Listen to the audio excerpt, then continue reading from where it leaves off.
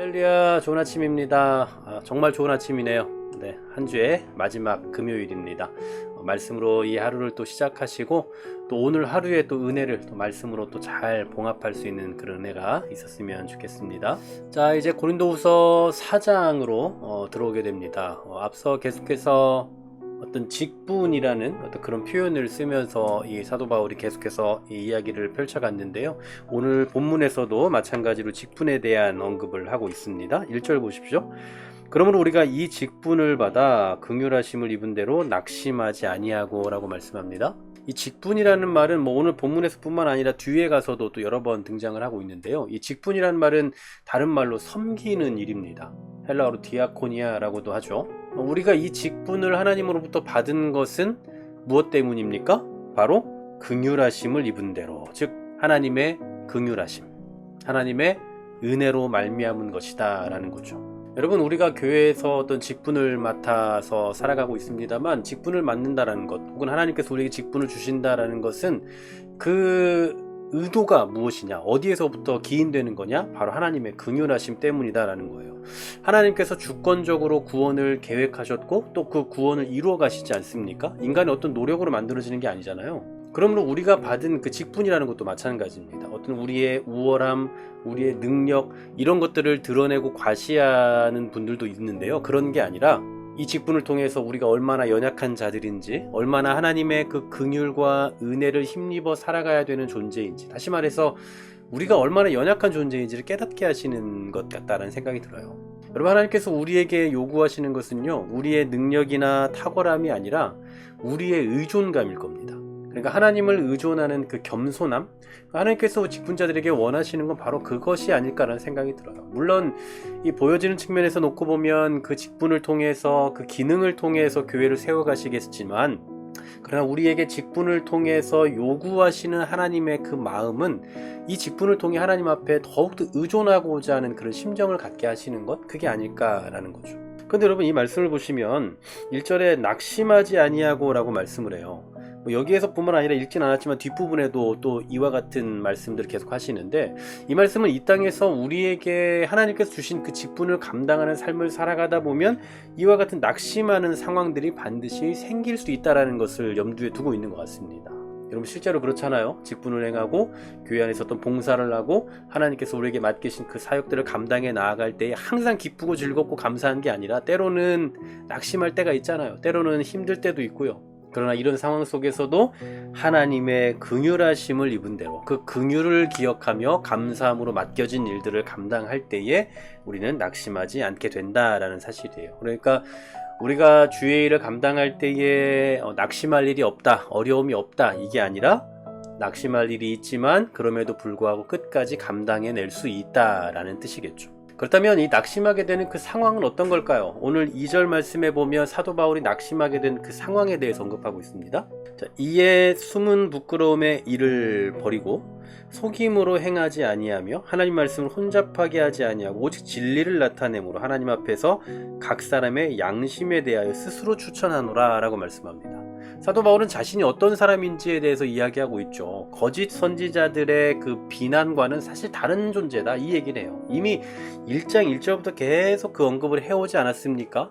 근데 조금 더 구체적으로 어떤 면에서 이 거짓 선지자들과 차이가 있냐, 한 4가지 정도로 이야기를 해요. 첫 번째로는 숨은 부끄러움의 일을 버린다. 그러니까 사도 바울을 비난하던 사람들은 바울이 굉장히 정직하지 못하다, 숨겨서 일한다, 은밀하게 한다, 그런 식의 비판을 했던 것 같은데, 사도 바울은 그렇지 않는다라는 거예요. 숨기는 것이 없이 투명합니다.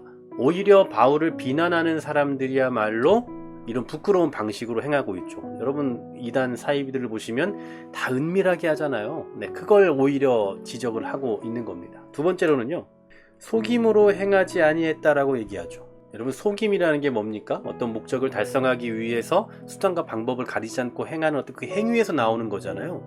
근데 그런 정당하지 않은 방법을 사용하지 않았다라고 이야기하는 거예요. 여러분, 거짓 선지자들, 이단 사이비들의 특징이죠. 미혹의 방식, 속임.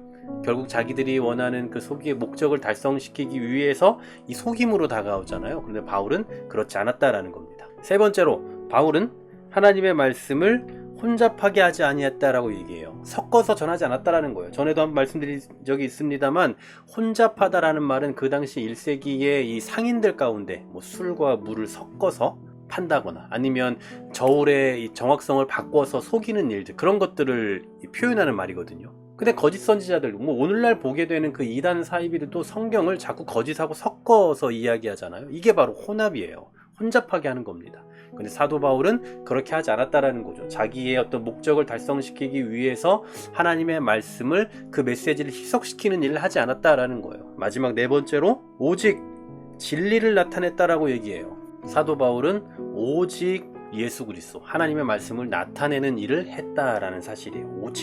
오직 진리를 나타냈다. 그렇기 때문에 하나님 앞에서 스스로를 추천할 수 있는 거예요.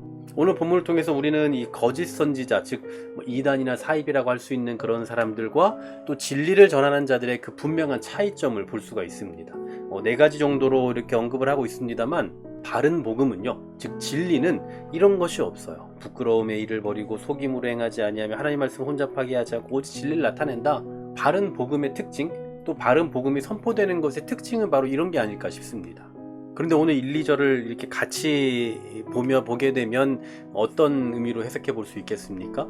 이렇게 스스로 추천할 만한 그런 복음 전파자로서의 삶을 살지만 어떤 일이 또 생길 수 있어요? 낙심하는 일이 생길 수도 있다라는 거예요. 그럼에도 불구하고 낙심하지 않는 그 이유는 이 직분, 이것을 증거하는 그 직분을 맡았음이 바로 하나님의 긍휼하심에 의한 것이다라는 분명한 인식이 있기 때문이겠죠. 여러분, 우리가 복음을 증거하고 진리를 소유한 자로서 교회로서의 삶을 살아갈 때에 낙심할 일이 반드시 생길 수 있단 말입니다. 하지만 이 가운데서 우리가 낙심하지 않고 다시 일어설 수 있는 그 이유는 뭡니까? 이 직분, 이것을 감당해야 되는 그 직분은 하나님의 긍휼하심으로 말미암기 때문입니다. 교회로 존재함에 있어서 때로는 어려움이 있고 또 때로는 낙심할 만한 일들이 있을 수 있지만, 그러나 이 모든 것은 하나님께서 우리를 긍휼히 여기신다라는 그 증거라는 것을 잊지 않고 살아갔으면 좋겠습니다.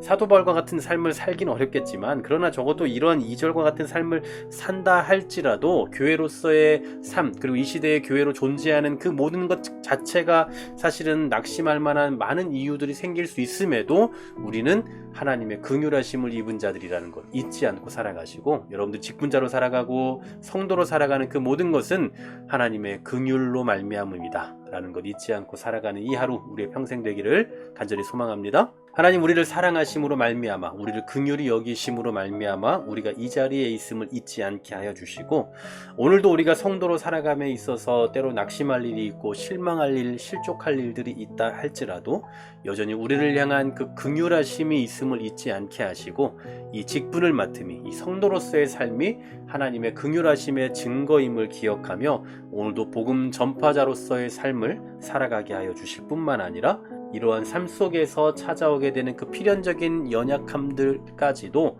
감내해 갈 수 있는 그런 지혜와 능력을 우리에게 허락하여 주시옵소서. 예수 그리스도의 이름으로 기도하옵나이다. 아멘.